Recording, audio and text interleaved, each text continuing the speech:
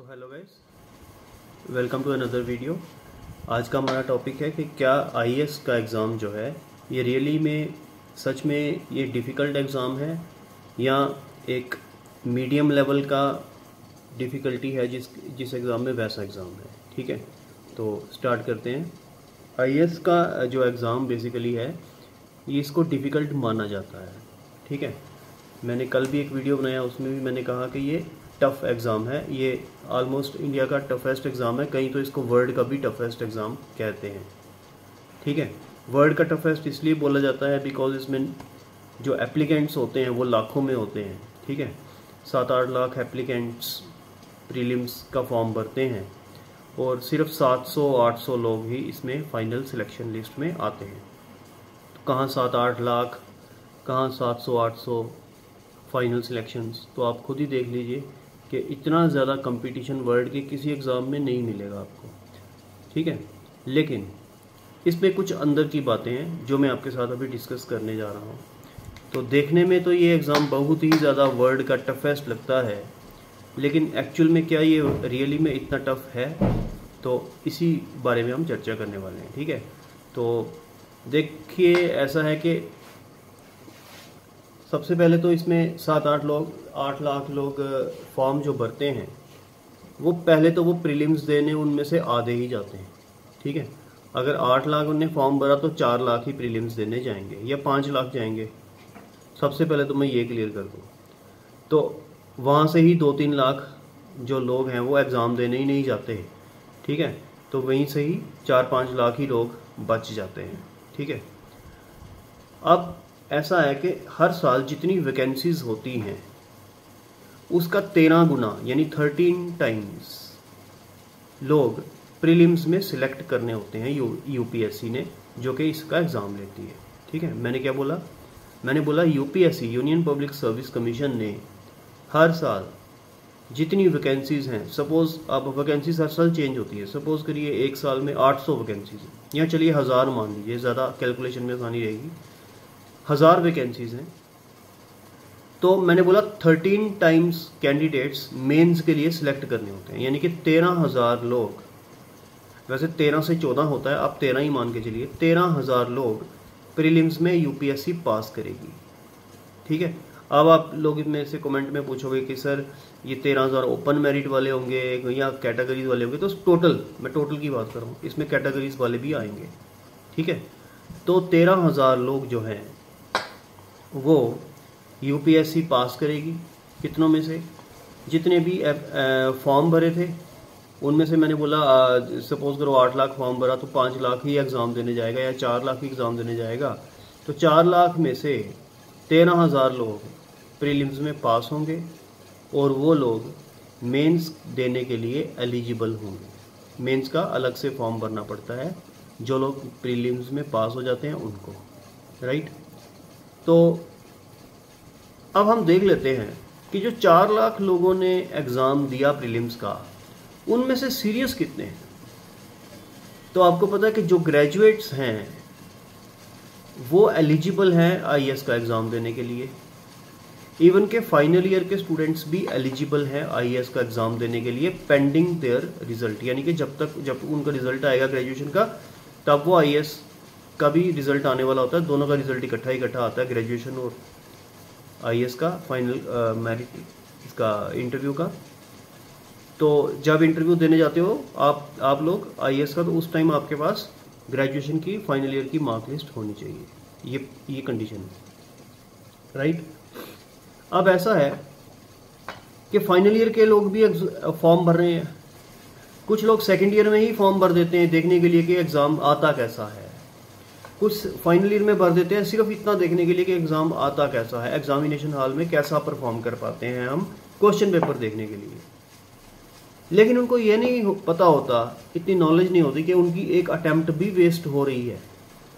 Total 6 attempts मिलती हैं, पहले 6 मिला करती थी, अभी कुछ सालों से 6 अटैम्प्ट्स दे दिए यूपीएससी ने, एज 32 कर दी है, पहले 30 होती थी। ठीक है, उनकी एक अटैम्प्ट जो है वो जा रही है, ये उनको पता नहीं होता, तो वो एग्ज़ाम दे देते हैं। अब कितने लोग ऐसे करते हैं? ऑलमोस्ट लाख लोग तो ऐसा करते ही हैं, पूरे इंडिया में से 1-1.5 लाख लोग ऐसा कर देते हैं। अगर 4 लाख ने एग्ज़ाम दिया, 1 लाख आप इसमें से निकाल दो, बल्कि आप 1.5 लाख निकाल दो कि जो ऐसे लोग होंगे जो सिर्फ ये देखने के लिए एग्ज़ाम दे रहे हैं, ठीक है ना। मैंने तो 1.5 भी कम बोल दिया, 2 लाख लोग आप ऐसे लगा लो कि जो लोग सिर्फ ये देखने के लिए फॉर्म भरते हैं कि एग्ज़ाम आता कैसा है प्रीलिम्स में, ठीक है। अब कुछ लोग ऐसे भी हैं कि जो सिर्फ एक पेपर देते हैं प्रीलिम्स का, दूसरा देने नहीं आते, क्योंकि आपको पता है यूपीएससी के प्रीलिम्स में 2 पेपर होते हैं, एक जनरल स्टडीज़ और एक CSAT civil service aptitude test. जो सिर्फ पहला देते हैं, दूसरा नहीं देते, ठीक है। ऐसे लोग भी हैं, जैसे सीसैट का पहले एग्जाम होता है तो सीसैट देंगे, जीएस देंगे ही नहीं, जनरल स्टडीज़ देंगे ही नहीं, ठीक है। ऐसे लोग भी बहुत सारे मौजूद हैं, ठीक है। तो ऑलमोस्ट अल्टीमेटली हम ये कह सकते हैं कि 1 लाख लोग बचता है जिसने प्रिपरेशन की होती है यूपीएससी की प्रीलिम्स की, ठीक है ना। मैंने बोला सिर्फ प्रेपरेशन की होती है, ये नहीं बोला कि सीरियस प्रेपरेशन की होती है। प्रेपरेशन की होती है यूपीएससी की, चाहे 1 महीना की है, चाहे 2 महीने, चाहे 3 महीने, चाहे 4 महीने, लेकिन थोड़ा बहुत पड़ा होता है, ठीक है। और वो एग्ज़ाम देते हैं और उन लोगों के 20-21 क्वेश्चंस या 30 क्वेश्चंस सही होते हैं, ठीक है। आप 1 लाख लोग आप ऐसे लगा लो, ये जो बीच में ऐसे वाले आएंगे। अब बचे आपके पास अब आपके पास वो लोग बचे कि जो सच में सीरियस हैं, जो सच में सीरियस हैं इस एग्ज़ाम के लिए, और जिन्होंने पूरा 1 साल लगाया है, या चलिए 7-8 महीने लगाए हैं तैयारी के लिए, अच्छे से पढ़ा है, बुक्स पढ़ी हैं, नोट्स पढ़े हैं, कोचिंग ज्वाइन की है या नहीं की है, सेल्फ स्टडी की है, ऑब्जेक्टिव्स की प्रैक्टिस की है। अब वो लोग आ जाते हैं तो वो कुल मिला के पूरे देश में 50-60 हज़ार ही लोग बनेंगे, या 1 लाख लगा लीजिए, टोटल 1 लाख लोग वो बनेंगे जो इस एग्ज़ाम को अच्छे से प्रिपेयर करके दे रहे हैं। और उनमें से सिलेक्ट कितने होंगे? 13,000, ठीक है। तो यहाँ पर भी कंपटीशन अभी भी टफ है। 1 लाख में से 13,000 ही सिलेक्ट हो रहे हैं। 1 लाख जो है वो सीरियस है, सीरियस कैंडिडेट माना मैंने उनको। चलो 1 लाख नहीं तो 80-90 हज़ार तो सीरियस है ही है। पूरे देश की बात कर रहा हूँ मैं, पूरा देश अपना, कश्मीर से लेकर कन्याकुमारी तक, बॉम्बे से लेके आसाम तक, अंडमान निकोबार, लक्षद्वीप आइलैंड सारे मिलाकर, ठीक है। तो इन सब की बात कर रहा हूँ। 80-90 हज़ार या 1 लाख लोग जो है वो सीरियसली एग्ज़ाम देता है, और उनमें से 13,000 ही क्वालिफाई कर पाते हैं। अब चलिए, जो 13,000 ने क्वालिफाई कर लिया मेंस के लिए और उन्होंने मेंस लिखा, यहाँ पर कंपटीशन है टफ।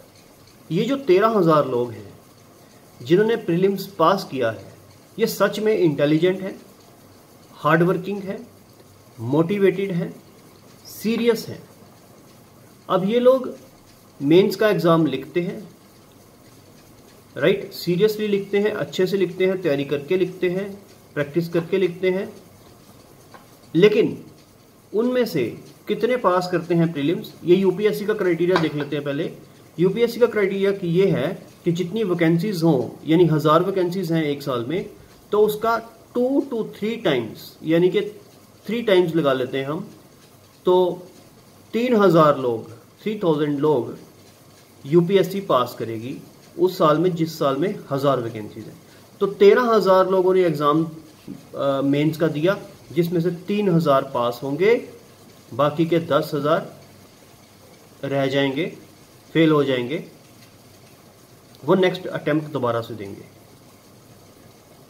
अगर आप सोच रहे हैं कि नेक्स्ट अटेम्प्ट में प्रीलिम्स नहीं देना पड़ेगा तो आप गलत हैं। नेक्स्ट अटेम्प्ट में फिर से प्रीलिम्स देना पड़ेगा और फिर से मेंस में आना पड़ेगा, प्रीलिम्स पास करके आना पड़ेगा। ये नहीं है कि एक बारी प्रीलिम पास कर लिया तो आप प्रीलिम से एग्जेम्प्ट हो गए, प्रीलिम दोबारा से देना पड़ेगा, राइट। तो अल्टीमेटली जब जो लोग मेंस में पास होते हैं वो 3,000 हो गए, ठीक है। अब 3,000 में से जो पास एक्चुअली होंगे तो वो 1,000 ही होंगे, 2,000 फिर इंटरव्यू में रह जाएगा। अब एक चीज़ मैं इंपॉर्टेंट आपको ये बताना चाहता हूँ कि इंटरव्यू अलग से एग्ज़ाम नहीं है।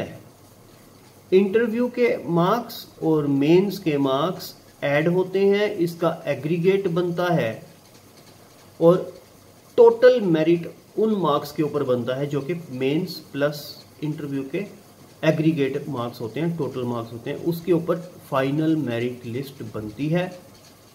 उस फाइनल मेरिट लिस्ट में से भी जो पहले 50 या पहले 70 होते हैं वो आईएएस बन जाते हैं, जो उसके नेक्स्ट 70 होते हैं वो आईपीएस बन जाते हैं, उसके नेक्स्ट 70 होते हैं वो आईएफएस में चले जाते हैं। आईएफएस में वैकेंसीज कम रहती हैं, इसमें 70 नहीं होंगे, उसमें 30 ही लगाइए। ये 70 मैंने क्यों बोला, क्योंकि एवरेज हर साल आईएएस, आईपीएस और आईएफएस की या आईआरएस की वैकेंसीज अलग अलग होती हैं। होता ये है, हर एक मिनिस्ट्री, जैसे आईएएस जो है वो मिनिस्ट्री ऑफ पर्सनल के अंदर आती है, तो हर एक मिनिस्ट्री अपनी अपनी वैकेंसीज जो है वो किसको देगी, किसको देगी, यूपीएससी को, और यूपीएससी उसको एडवर्टाइज करेगी। ठीक है, ठीक है, वो एडवर्टाइज करेगी। तो हर साल आईएएस की वैकेंसीज कभी 60 होंगी, कभी 70 होंगी, कभी 100 भी होंगी। सिमिलरली आईपीएस की भी कभी 60 होंगी, कभी 70 होंगी, कभी 100 होंगी, कभी 200 भी होंगी। ठीक है, तो ऐसा रहता है। जिस साल आईएएस आईपीएस की वैकेंसीज ज़्यादा हो उस साल आपका आईएएस आईपीएस में आने का चांस ज़्यादा हो जाता है। जिस साल आईएएस आईपीएस की वैकेंसीज कम हो उस साल आपका आईपीएस और आईएएस में आने का चांस कम हो जाता है। सिंपल सी बात है। तो जो इंटरव्यू में जो लोग पास हो जाते हैं, जो 1000 वैकेंसीज में 1000 में पहले 1000 में फॉल कर जाते हैं, वो फाइनल मेरिट लिस्ट में आ जाते हैं। अब इस 1000 में से आप लगा लीजिए पहले 100 आईएएस में जाएंगे, उसके बाद के 100 आईपीएस में जाएंगे, उसके बाद के 100 आईएफएस में जाएंगे, उसके बाद के 100 आईआरएस में जाएंगे। ऐसे करते करते टोटल 21-22 पोस्ट्स हैं टोटल हमारी सिविल सर्विसेज एग्ज़ाम के अंदर, जिसको पॉपुलरली हम आईएएस का एग्ज़ाम बोलते हैं।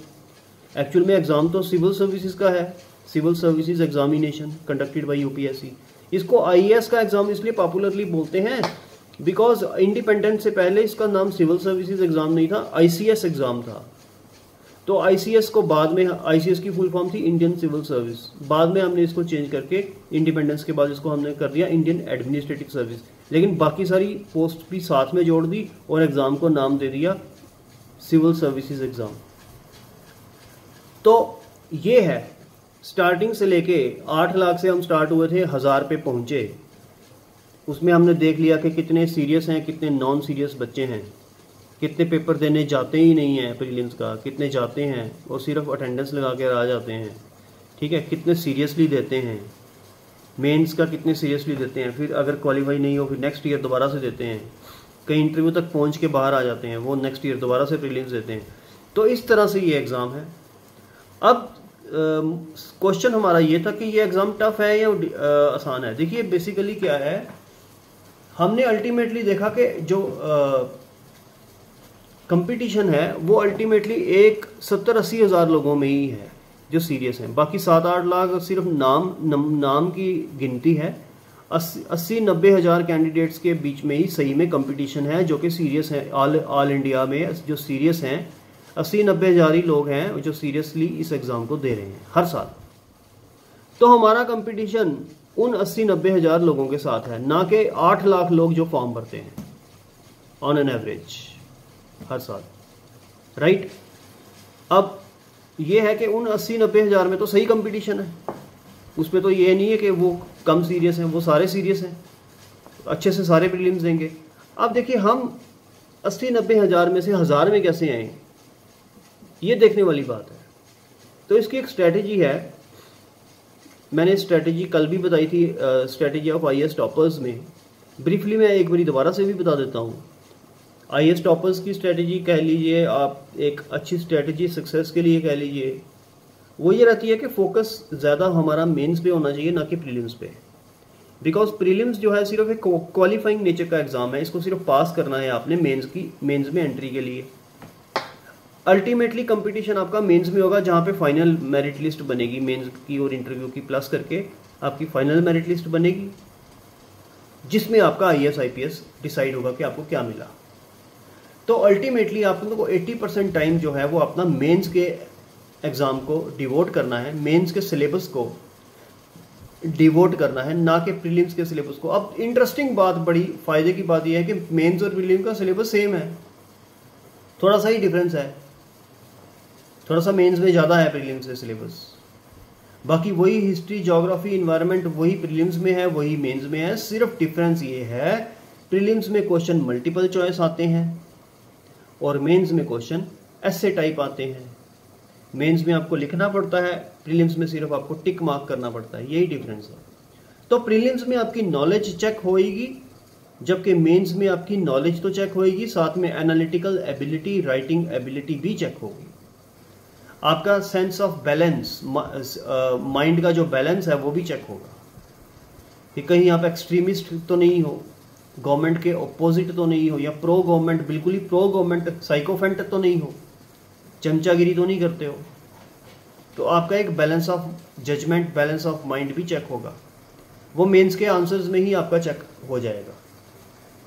एग्जामिनर्स जो हैं वो ट्रेंड होते हैं इसके लिए कि आपको पेपर्स कैसे चेक करने हैं। उनको एक की दी जाती है कि आपने क्या क्या चीज़ें फाइंड आउट करनी है मेंस के आंसर शीट्स के अंदर।